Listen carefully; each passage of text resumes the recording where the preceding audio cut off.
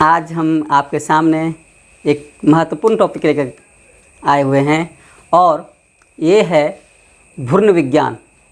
आपके लिए काफ़ी महत्वपूर्ण है, सभी लोगों को जानना भी चाहिए। तो हम चर्चा करेंगे आज भ्रूण विज्ञान पर। भ्रूण विज्ञान, ये शब्द भ्रूण विज्ञान का मतलब ही समझ गए होंगे कि भ्रूण मतलब जब बच्चा शिशु गर्भ में पल रहा होता है उस समय इसको भ्रूण कहा जाता है, ठीक है। और जब जन्म लेने के बाद उसे शिशु कहा जाता है। तो भ्रूण का मतलब एम्ब्रियो है ना। और ये भ्रूण विज्ञान को अंग्रेजी में कहा जाए तो कहते हैं एम्ब्रियोलॉजी।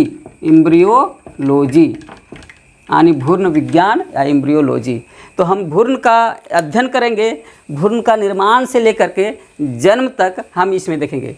आप पूरा वीडियो लास्ट तक देखिए, पूरा वीडियो को देखिए, पूरी तरह से इस बात का एक एक पॉइंट आप समझ में आपको आ जाएगा। जैसे भ्रूण का जो विकास का क्रम है उस सबसे पहले शुरुआत होता है आपका शुक्राणु का निर्माण और अंडाणु के निर्माण से, यानी शुक्राणु और अंडाणु का निर्माण से शुरू होता है।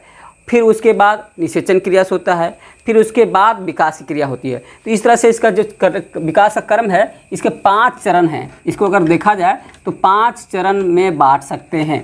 पहला है, इसको कहा जाता है गैमेटोजेनेसिस, या इसको आप ऐसे कह सकते हैं कि अंडाणु और शुक्राणु का निर्माण। गैमेटोजेनेसिस को आप इस तरह से समझिए कि ये अंडाणु और शुक्राणु का निर्माण जो होता है, गैमेट का निर्माण जो होता है उसको कहा जाता है गैमेटोजेनेसिस। दूसरा है, जब गैमेट बनते हैं अंडाणु शुक्राणु तो उसके बाद आता है एक निषेचन क्रिया होती है जिसमें अंडाणु और शुक्राणु मिलते हैं, निषेचन। इसको कहा जाता है फर्टिलाइजेशन, इंग्लिश शब्द है फर्टिलाइजेशन।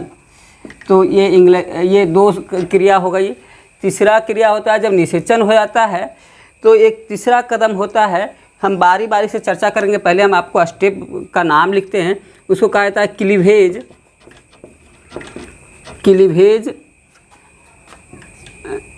क्लीवेज या एवं ब्लास्टुलेशन। ये मतलब यहाँ पर क्लीवेज होता है, कोशिका बनने लगते हैं और बड़ा सा आकार बन जाता है, उसका कहा जाता है ब्लास्टुलेशन। इस पर हम थोड़ा चर्चा करेंगे। हम और कुछ पॉइंट इसके हैं वो पहले 5 बात लिख लें। इसके अगला है गैस्ट्रुलेशन। ये थोड़ा इसके आगे का अवस्था होता है जो बच्चे का निर्माण होने लगा। तो पहला अवस्था का हम कहेंगे क्लीवेज, दूसरा अवस्था कहेंगे गैस्ट्रुलेशन। गैस्ट्रुलेशन मतलब जब गर्भ धारण के बाद का जो अवस्था होता है वो क्लीवेज होता है पहला, उसके बाद गैस्ट्रुलेशन है, उसके बाद लास्ट में जो होता है जब अंग बनने लगते हैं। अभी तक अंग बनना शुरू नहीं हुआ था, तो जब अंग बनने लगते हैं तो इसको कहा जाता है अंग निर्माण या ऑर्गेनोजेनेसिस। ऑर्गेन का निर्माण, ऑर्गेनो माने ऑर्गेन जेनेसिस, जेनेसिस मतलब निर्माण, गैस्ट्रुलेशन गैस्ट्रुला का होना, ब्लास्टुलेशन ब्लास्टुला का बनना, इसी को एक शब्द बना गया। तो हम 5 भाग में बांटते हैं। अब हम 5 भाग में सबसे पहले ये 5 भाग में से सबसे पहला चर्चा करेंगे गैमेटोजेनेसिस। ये कुछ नहीं है, इसको आप सिंपल जो है, जैसे स्त्रियों में स्त्री के क्या कह सकते हैं उसको, अंडाशय में अंडाणु का बनना, अंडाशय से अंडाणु बनना, और पुरुष में शुक्राणु का बनना, पुरुष में शुक्राणु का बनना, इसी को कहते हैं शुक्राणु का बनना। इसका नाम है गैमेटोजेनेसिस। निषेचन का मतलब हो गया शुक्राणु और अंडाणु का मिलन और अंडाणु का संयोग करना, अंडाणु का संयोग। अब यहाँ पर एक चीज़ और जानिएगा कि शुक्राणु और अंडाणु का संयोग जो होता है वो कहाँ होता है। तो एक विषय में, इसके विषय में थोड़ा सा हम आपको एक फिगर से बता दें कि ये जो होता है ये फैलोपियन नली में होता है। और फैलोपियन नली कैसा होता है, जैसे देखिए ये स्त्री जनन अंग होता है। हम निषेचन को समझने के लिए हम आते हैं, स्त्री जनन अंग को समझना पड़ेगा। स्त्री जनन अंग में ये है जिसको ये मुख्य रूप से अंडाशय को समझना है। अंडाशय में अंडाशय में ही अंडाणु का विकास होता है और अंडाणु जब विकसित हो जाता है तो यहाँ से निकल करके इसमें गिरता है और ये अंडाणु आकर के इसमें थोड़ा बढ़ने की कोशिश करता है। इस नली का नाम है फैलोपियन नली। और ये भाग जो है गर्भाशय है, गर्भाशय से ही जुड़ा हुआ रहता है। अंडाशय दोनों तरफ 2 अंडाशय रहते हैं और ये अंडाशय जो अंडाणु बनाते हैं वो गिरता है किसमें, ये गिरता है फैलोपियन नली के, ये फिमरी कहते हैं इसको, ऊपर वाले भाग का उंगली जैसा है, फिमरी में गिरता है, वहाँ से बढ़ता है। इसी समय यदि शुक्राणु अगर इस समय अगर शुक्राणु है स्त्री के शरीर में प्रवेश करता है और इस शुक्राणु जो होते हैं वो कोशिश करते हैं कि हम अंडाणु से मिलें, तो ये दौड़ते हैं, भागते हैं चारों तरफ और खोज करते हैं शुक्राणु खोज करते हैं अंडाणु का। और इसमें चलते चलते कहीं अगर अंडाणु पहले से है तो अंडाणु इसको मिल जाता है कहाँ पर, फैलोपियन नली में। तो ये एक अंडाणु और एक शुक्राणु यहाँ पर मिल जाते हैं और मिलने के बाद ये आपस में फ्यूज कर जाते हैं, यहाँ से ये फ्यूज कर जाते हैं। इस क्रिया को कहते हैं निषेचन। तो यहाँ पर देखिए ये निषेचन कहाँ पर हुआ, निषेचन क्या हुआ, जैसे देखिए यहाँ पर आया और ये मिला और यहाँ पर ये बन गया, तो इसी कहते हैं निषेचन। तो निषेचन हमेशा फैलोपियन नली में होती है और फैलोपियन नली में होने के बाद ये यहाँ पर ये यहीं पर जायगोट बन जाता है। जब जैसे ही बन जाता है शुक्राणु और अंडाणु, एक शुक्राणु से एक अंडाणु मिलता है, एक अंडाणु से एक ही शुक्राणु मिलता है। और एक चीज़ और जानते हैं आप कि मासिक स्राव के बाद जो होता है फिर उसी समय से पहले दिन से अंडाणु बनना शुरू होता है और 14वें दिन अंडाणु बाहर आता है और मात्र 1 महीने में एक ही अंडाणु स्त्री शरीर में रिलीज होता है, इसलिए एक अंडाणु ही रहता है। और शुक्राणु तो करीब बहुत ज़्यादा रहते हैं, लाखों में रहते हैं, करीब 20 लाख शुक्राणु रहते हैं, जिसमें कोई एक ही शुक्राणु निषेचित होता है। शुक्राणु और अंडाणु जब मिलता है तो क्या बनता है, जायगोट, जायगोट बनता है। जायगोट या युग्मज जो है अंडाणु और शुक्राणु के मिलने की बाद की एक बड़े कोशिका का नाम होता है। अब शुक्राणु और अंडाणु के विषय में थोड़ा सा और जानकारी जानिए कि शुक्राणु जो होता है या गुणित कोशिका वाला, मैंने आधा गुणसूत्र होता है उसमें। इस प्रकार से एक प्रकार की कोशिका, एक कोशिका है लेकिन हैप्लॉइड कोशिका कहा जाता है, इसको आधा गुणसूत्र वाला कोशिका कहा जाता है। अंडाणु भी हैप्लॉइड क्रोमोसोम वाला या अगुणित गुणसूत्र वाला कोशिका होता है। शुक्राणु तथा अंडाणु दोनों हैप्लॉइड होते हैं और जब मिलते हैं तो ये डिप्लॉइड बन जाते हैं, यानी 2n वाले बन जाते हैं, जिसमें गुणसूत्र 46 हो जाता है। और इस प्रकार से जैसे अगर कहा जाए आपको तो उसके बाद जब दोनों मिलते हैं तो जागरूक होता है। अगर हम यहाँ पर समझाने की कोशिश कर रहे हैं, अंडाणु जो होता है इसमें कितने गुणसूत्र रहेंगे, 23 गुणसूत्र रहेंगे। प्लस इसमें क्या होगा, शुक्राणु भी किसमें कितने गुणसूत्र वाला रहेगा, 23 गुणसूत्र वाला रहेगा। और ये जब दोनों मिलते हैं, ये दोनों मिलते हैं तो ये क्या बनेगा, ये दोनों मिलेंगे तो क्या बनेगा, जायगोट बनेगा। और जायगोट बनेगा तो इसी को ये यहाँ पर जो मिलना है इसको क्या कहेंगे, निषेचन कहेंगे। बस इतना ही समझना है, ठीक है। इसको जायगोट कहेंगे। और जायगोट जो होगा कोशिका, वो कैसा कोशिका होगा, तो ये 46 वाला होगा। 23 और 23 वाले थे अंडाणु और शुक्राणु, ये 46 वाला होगा, है ना। अब यहाँ पर जब जायगोट बन गया तो अब निर्माण शुरू हो जाएगा बच्चे का। अब आपको यही बताना था कि ये निर्माण कहाँ पर हुआ, ये जायगोट कहाँ बना, तो ये जायगोट बना फैलोपियन नली में। अब फैलोपियन नली में बन गया, इसके बाद यहाँ से अभी धीरे धीरे कोशिश करता है कहाँ पर जाने के लिए, गर्भाशय में जाने के लिए। अब गर्भाशय में जाने के लिए इसको धीरे धीरे कम से कम कितना दिन लग जाता है, तो कम से 5 से 6 दिन लग जाता है यहाँ तक पहुँचने में। और ये जो निषेचन क्रिया होने के 5 से 6 दिन, कम से कम 1 सप्ताह स्पेशली बता देते हैं कि ये यहाँ पर ही विकास करना शुरू करता है, कोशिका बनने लगता है, थोड़ा बड़ा होने लगता है और बढ़ते बढ़ते इसी के थोड़ा चलते रहता है। ये प्रकार का मोशन होता है इसमें, पेरिस्टाल्टिक मोशन, जिससे ये धीरे धीरे बढ़ता है। और ये करीब करीब 8वां दिन में, 8वां या 9वां दिन में, कहा जाता है 10 दिन के पहले तक आ जाता है। तो 1 सप्ताह मानकर चलिए, 1 सप्ताह में यहाँ पर आ जाता है। अरे नॉर्मली पूछा जाता है 10 दिन तक में आ जाना चाहिए, नॉर्मल, है ना। तो इतना तक में आ जाता है, यहाँ से यहाँ तक आने में इसको करीब 10 दिन लग जाते हैं। तीसरा अवस्था में आते हैं, क्लीवेज पर आते हैं। क्लीवेज में हम लोग 3 चीज़ पढ़ेंगे। क्लीवेज क्या है, इसके बाद इसमें बनता है मोरूला, एक का नाम है मोरूला, थोड़ा सा ये, और दूसरा है ब्लास्टूला। ये 3 चीज़ बनेंगे। यहाँ पर 3 चीज़ समझना आपको। एक समझना है क्लीवेज, एक समझना है मोरूला, एक समझना है ब्लास्टूला। क्लीवेज का मतलब होता है कि जैसे ही जायगोट बनता है तो जायगोट की कोशिका जो है आपस कोशिका जायगोट में एक कोशिका विभाजन होता है। और ये कोशिका विभाजन, जैसे जनरली कोशिका विभाजन का मतलब 2 कोशिका अलग अलग हो जाते हैं तो हम लोग उसको कहते हैं कोशिका विभाजन। लेकिन यहाँ पर ऐसा कोशिका विभाजन जो केवल बीच में चिन्ह बन जाए लेकिन साथ में सटे रहें, अलग कोई ना हो, अलग कोई ना हो, इस तरह से कोशिका विभाजन हो, इसको हम लोग कहते हैं क्लीवेज विभाजन। इसी का नाम है क्लीवेज। क्लीवेज एक प्रकार का कोशिका विभाजन है, लेकिन कब होता है? ये निषेचन के तुरंत बाद जायगोट में होता है। ऐसे कोशिका विभाजन का नाम है क्लीवेज। अब क्लीवेज में देखिए, ये एक ऐसे ही होता है कि पहले बार में एक बार में 2 बन गए, फिर दूसरा बार में 1 2 3 4 बन गए, फिर तीसरा बार में फिर 2 होगा तो 4 दूना 8 बन जाएंगे, फिर 8 दूना 16 बन जाएंगे, फिर 16 दूना 32 बन जाएंगे। इस तरह से बनता है, लेकिन सब सटे रहते हैं। ठीक है, तो इस तरह से क्लीवेज क्या है? एक कोशिका विभाजन है। कोशिका विभाजन को कहते हैं कोशिका विभाजन। कैसा कोशिका विभाजन? जिसमें सब सटा रहे, अलग नहीं हो, उस कोशिका विभाजन का नाम क्लीवेज हो गया। क्लीवेज समझ गए आप। अगला है मोरूला, समझाते हैं। मोरूला क्या है यहाँ पर? तो यहाँ पर मोरूला बनता है जब 32 कोशिका का एक समूह बन जाता है। ये कई बार में समूह बनता है? तो 5 बार में। जैसे पहला बार बनेगा तो 2 कोशिका बनेगा, फर्स्ट क्लीवेज में, क्लीवेज मतलब फर्स्ट विभाजन में 2 कोशिका बनेगा। दूसरा विभाजन होगा तो 2 दूना 4 कोशिका बनेगा, दोनों 2 ठो बन जाएंगे। तीसरा विभाजन होगा तो 4 दूना 8 बन जाएंगे, फिर सभी कोशिका 2 बन जाएंगे। और चौथा कोशिका विभाजन होगा तो क्या बनेगा?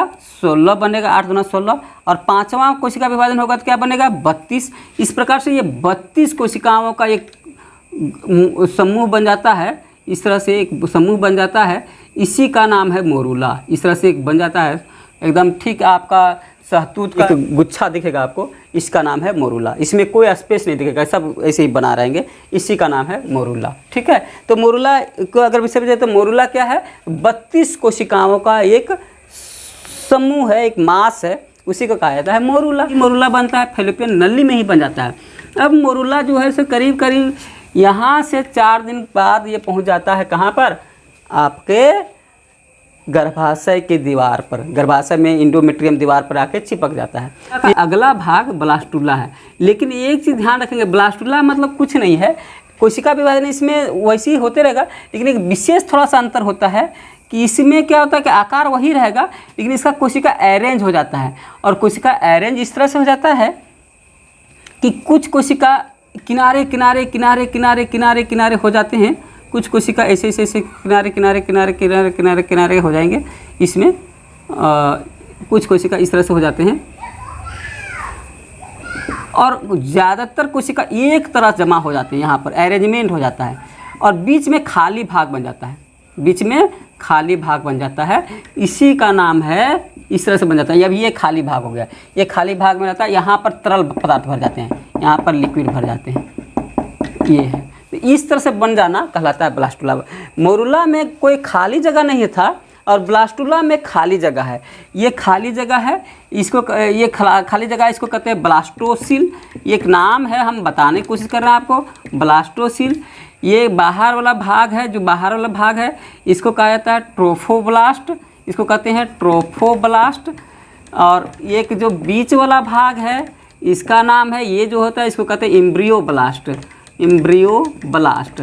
ये देखिए हम बताने की कोशिश आपको इसलिए कर रहे हैं, बहुत आराम से आप समझ जाएं। अगर इतना समझ जाए तो बहुत काम हो जाएगा, क्योंकि ट्रोफोब्लास्ट जो होता है यही बाहर में एक लेयर बना देता है, जिससे आपका बच्चे के चारों ओर जो आवरण बनते हैं, 4 प्रकार के आवरण बनेंगे, आगे हम बता देंगे ये भी चीज़।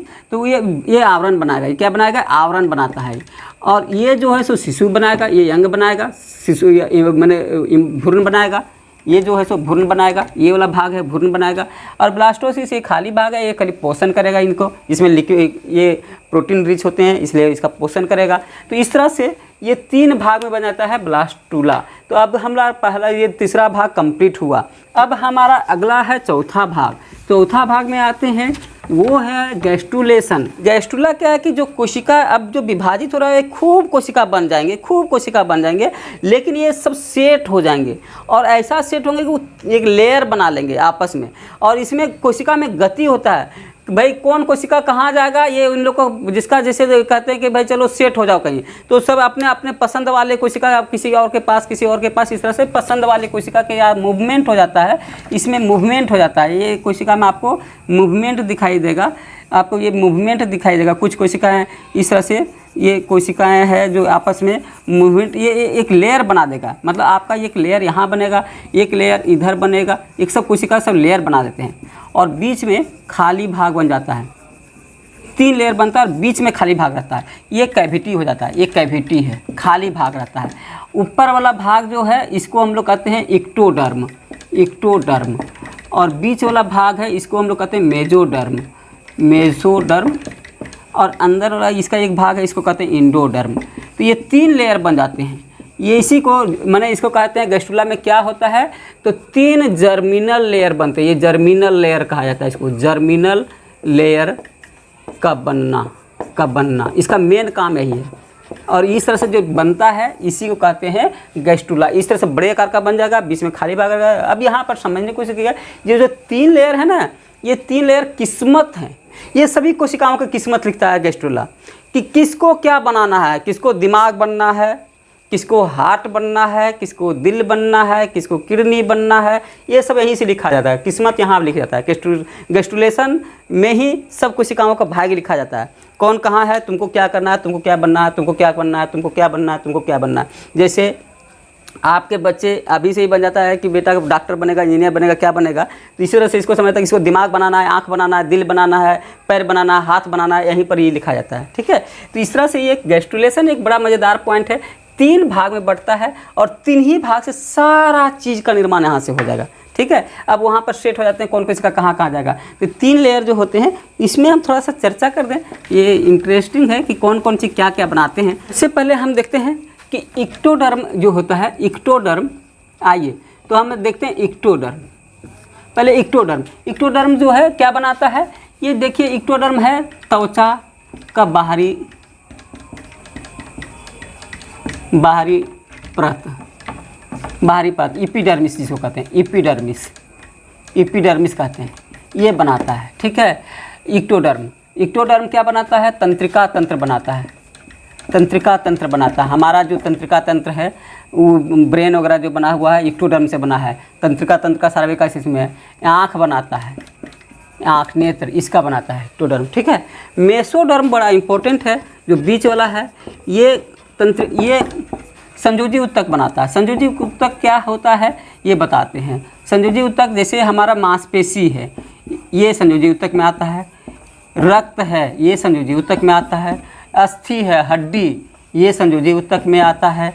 ठीक है, हृदय का निर्माण यहीं से होता है, हृदय का। और हमारे जो गोनेड्स हैं या जनन अंग हैं, जनन अंग का भी निर्माण यही करता है। तो ये सब इसका मेसोडर्म द्वारा होता है, मेसोडर्म। ठीक है, और मेसोडर्म के बाद एक तीसरा है, इसको कहते हैं एक इंडोडर्म जो है, इंडोडर्म या इसको हम इंडोडर्म माने आंतरिक परत, जर्मिनल लेयर कह सकते हैं। इंडोडर्म या इंडोडर्म से क्या क्या बनता है, तो देखिए इंडोडर्म से हमारा मुख्य रूप से देखा जाए तो पाचन तंत्र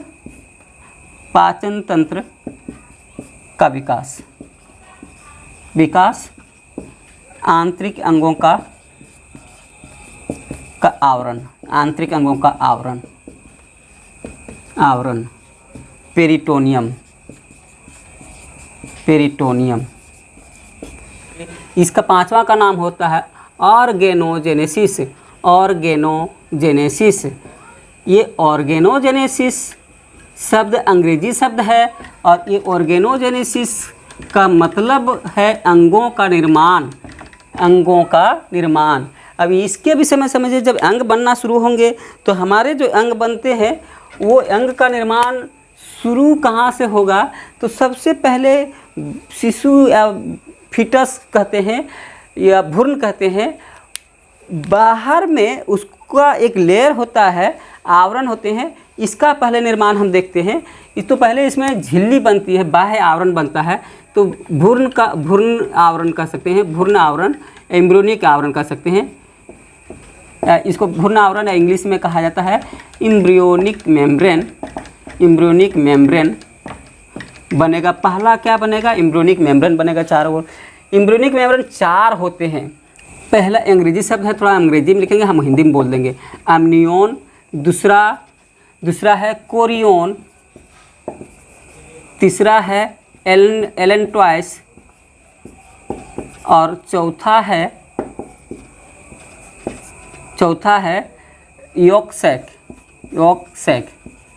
ये थोड़ा सा हम फिगर से दिखाने की कोशिश कर रहे हैं आपको। हम यहाँ पर आपको समझाने की कोशिश कर रहे हैं कि ये भ्रूण आवरण किस प्रकार का होता है। ये 4 आवरण है। थोड़ा सा अगर ध्यान से देखिए, आपको एक थोड़ा अटपटा सा दिख रहा होगा, लेकिन कुछ नहीं है। आपको हम समझाने की कोशिश करें। ये छोटा सा भाग है, ये मेरा है भ्रूण है, यही मेरा भ्रूण है। इसी के चारों ओर बाकी सब आवरण है, यही केवल भ्रूण है। ये भाग जो है, ये भाग भ्रूण है, केवल ये भाग, ठीक है। तो ये भाग भ्रूण है। और ये एक जो आवरण है, सबसे पहले जो घेरता है, ये महत्वपूर्ण आवरण है। इस आवरण का नाम है अम्नियोन। अम्नियोन आवरण, या इसको इंग्लिश में हम अम्नियोन लिखते हैं। यही आवरण जो है बच्चा को चारों ओर से घेरे रखता है। इसी के अंदर तरल पदार्थ होते हैं, और इसी के अंदर तो पदार्थ है, इसको कहते हैं एमनियोटिक फ्लूइड। इसमें जो द्रव रहेगा, इसको कहते हैं एमनियोटिक फ्लूइड, एमनियोटिक द्रव, एमनियोटिक फ्लूइड। इसी में रहता है द्रव, जिसमें बच्चा तैरता रहता है, ठीक है। इसी में पानी, जिसको कहते हैं पानी, रहता है। यही पानी है जो कि बच्चा को बचाता है हर समय चोट वगैरह से, और इसी में बच्चा तैरते रहता है। ये है एमनियोटिक फ्लूइड। और इसके बाहर का भी ये सब फ्लूइड रहते हैं। और इसको ये जो होता है, ये बाहर वाला सबसे बाहरी परत का नाम है कोरियोन। ये है कोरियोन, ये सबसे बाहरी परत है, इसका नाम है कोरियोन। और ये वाला जो भाग है, ये है, इसका नाम है योक-सैक।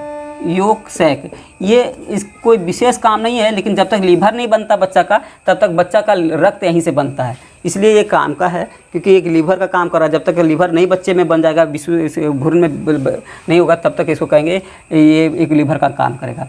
और ये जो भाग है, बाकी जो बाहर ये भाग देख लेंगे, इसको कहते हैं एलेंट्वाइस। ये जो भाग है, इसको हम एलेंट्वाइस कहेंगे। एलेंट्वाइस यहीं पर लिख देते हैं, एलेंट्वाइस, ठीक है, एलेंट्वाइस। और ये जो एलेंट्वाइस है, ये दोनों मिलकर जो बनाते हैं, इसको ये भाग है, ये है भिलाई।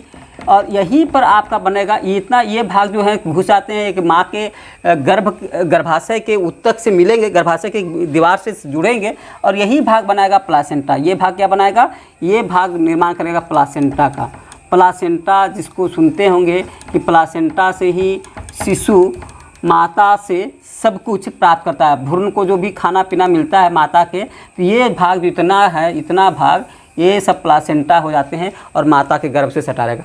अब देखिए, अब ये गटर है, और यहाँ पर ये जो है, यही बच्चा का जो भाग है, इसको कहेंगे नाभि रज्जु। ये नाभि रज्जु विकसित होगा, अभी बना नहीं है। जब ये प्लासेंटा बना लेगा, तो ये यहाँ से निकलेगा ये भाग, और ये जाके प्लासेंटा से सट जाएगा। तो इस तरह से बच्चा जो है प्लासेंटा से जुड़ा रहता है नाभि के सहायता से। ये प्लासेंटा के जो है बिल्कुल केवल बाहरी वाला भाग बनाता है। कौन वाला भाग, तो कोरियोन और एलेंट्वाइस मिल करके बनाता है। कोरियोन और एलेंट्वाइस मिल करके बनाता है। और बच्चा किस भाग में घिरा रहता है, अम्नियोन में घिरा रहता है। और जब ये बन जाता है, तो इससे एक नाभि रज्जु निकलता है, जिसको अम्बिलिकल कोड कहते हैं, और जा करके जुड़ जाएगा प्लासेंटा से, और उसके माध्यम से इसका भोजन पानी मिलते रहेगा, ठीक है। तो इस तरह से हमारा एक पहला भाग हुआ ऑर्गेनाइजेशन में, क्या भ्रूण का आवरण किस प्रकार का होता है। सो हम अब प्लासेंटा किसको कहते हैं, इसको थोड़ा समझे। पहले होता है, ये गर्भाशय की दीवार है मान लीजिए, तो गर्भाशय की दीवार में इसके जो भाग होते हैं, ये यहाँ पर जुड़ जाएंगे, ठीक है। कि जो हमारा भिलाई था और इसका जो दीवार है, माता का गर्भाशय का दीवार है, वो आपस में जुड़ जाएंगे। तो ये भाग जो होते हैं, एक प्रकार का काफ़ी डिपोजिशन होता है यहाँ पर, प्रोटीन रिच ब्लड वेसल्स वगैरह, थोड़ा सी अलग तरह का टिश्यू बन जाता है, और यहाँ पर सारा चीज़ आपूर्ति होते रहेगा माता के रक्त से, और ये अम्बिलिकल कोड यहाँ पर जुड़ जाएंगे, अम्बिलिकल कोड से शिशु में आता रहेगा।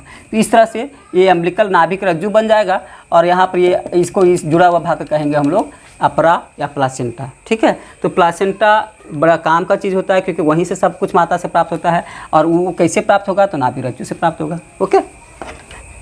अंग के निर्माण में हम आते हैं, भ्रूण का विकास, भ्रूण का विकास, भ्रूण का विकास।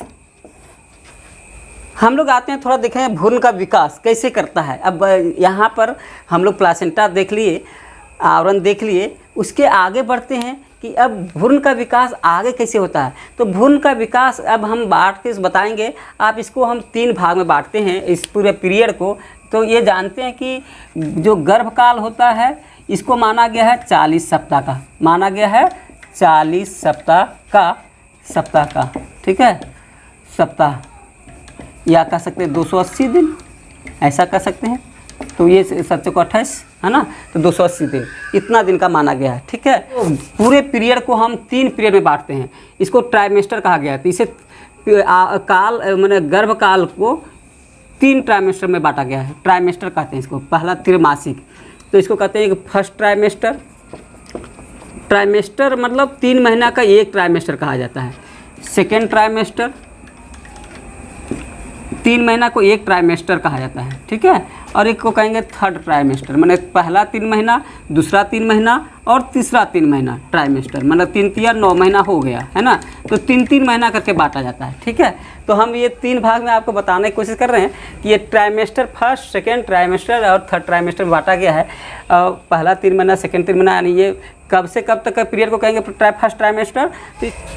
तो हम लोग बता रहे हैं कि फर्स्ट ट्राइमेस्टर पहला से 12वां सप्ताह कहा जाता है, सेकेंड ट्राइमेस्टर 13वां से 28वां सप्ताह को कहा जाता है, और थर्ड ट्राइमेस्टर 29वां से 40वां सप्ताह को कहा जाता है। ये ट्राइमेस्टर 3 होते हैं। अब पहला ट्राइमेस्टर में हम देखेंगे क्या क्या विकास होगा, सेकेंड ट्राइमेस्टर क्या क्या होगा, थर्ड ट्राइमेस्टर में क्या क्या होगा। तो सबसे पहले आते हैं अंग का विकास, हम ट्राइमेस्टर में देखते हैं।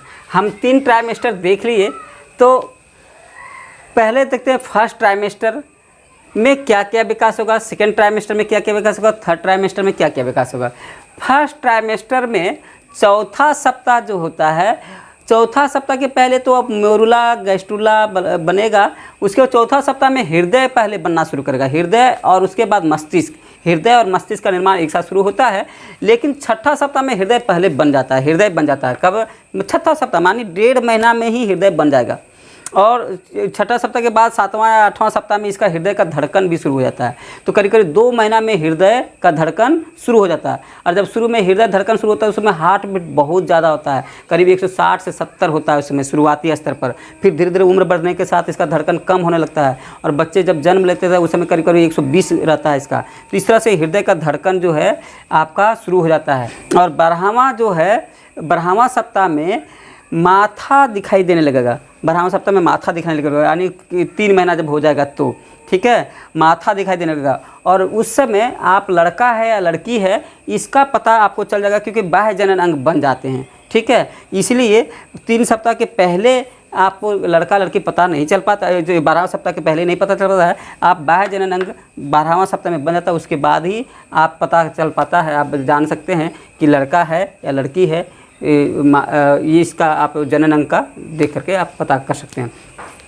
सेकेंड ट्राइमेस्टर जो होता है, जो आपका जो 13वां से 28वां सप्ताह तक है, उसमें अब बच्चा थोड़ा काफ़ी विकसित होता है और गति करने लगता है। माँ के गर्भ के अंदर बच्चा में गति आने लगता है, मैंने चौथे महीना में, 16वां सप्ताह में, 16वां में ये गति करने लगता है। और 16वां माने 4 महीना पर ध्यान रखिएगा, 4 महीना में थोड़ा थोड़ा गति दिखाई लगेगा।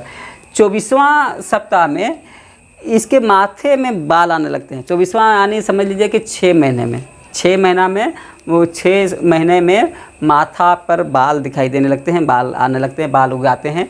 और उस समय आईलिड जो है 24वां सप्ताह में ही बन जाता है। जो हम लोग का आँख झपकने का जो भाग है, जो आवरण है, उसको हम लोग आईलिड बोलते हैं। तो आईलिड बन जाता है, और ये लेकिन आईलिड बन जाता है लेकिन खुलता नहीं है। आँख यहाँ बंद रहता है लेकिन बंद रहता है, आँख बंद रहता है, ध्यान रखेंगे। अभी कहाँ कब तक रहेगा, आँख बंद रहता है।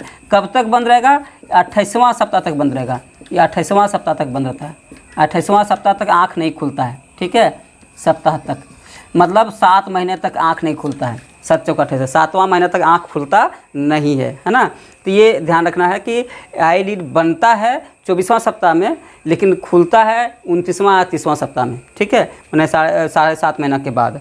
तो इसीलिए आप यहाँ पर बनने के पास आई में यहाँ बन जाता है। और एक और होता है कि बच्चों में जब अगर लड़का है तो उसका जो अंडकोश होता है, तो अंडकोश पेट के अंदर आता है और यहीं पर गिरना शुरू होता है, थोड़े थोड़े उतरना शुरू हो जाता है और ये 28वां 30वां सप्ताह तक गिर जाता है। थर्ड ट्राइमेस्टर में 29वां से 40वां सप्ताह को कहा गया है।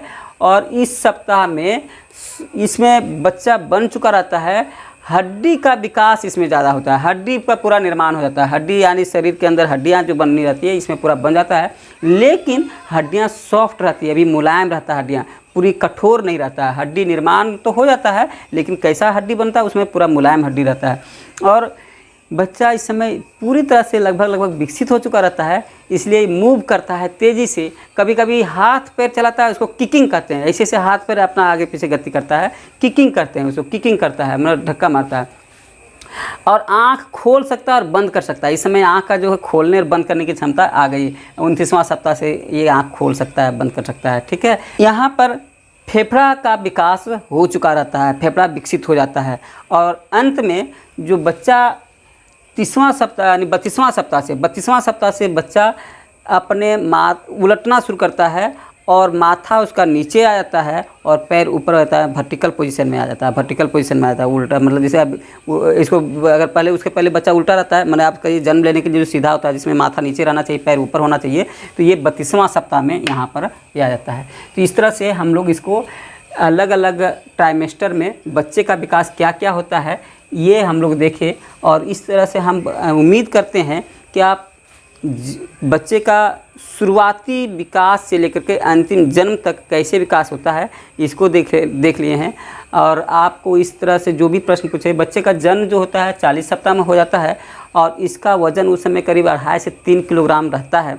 गुणसूत्र से संबंधित कोई बीमारी अगर है और गर्भ में ही पता करना चाहते हैं तो उसको कहा जाता है एमिनोसेंटेसिस बोला जाता है।